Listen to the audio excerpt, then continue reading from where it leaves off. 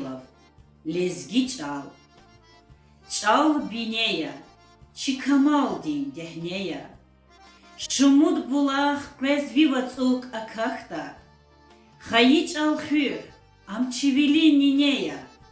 Чар булахя, курдив дирахадай.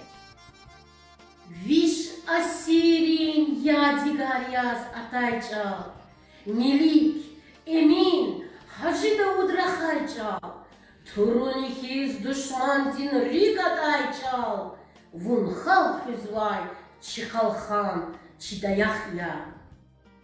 Vun şahidya alpan vidin kısmetin. Vun sahibya sad Allah'tin nüsretin. İvirar goytsun halkarin adetrin.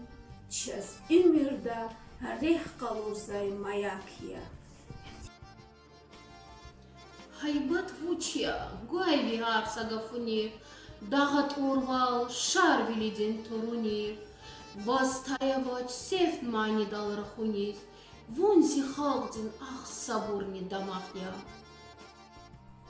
Виш асира медаим хухлезгичал, зиханичал, чинамустин гюзгичал.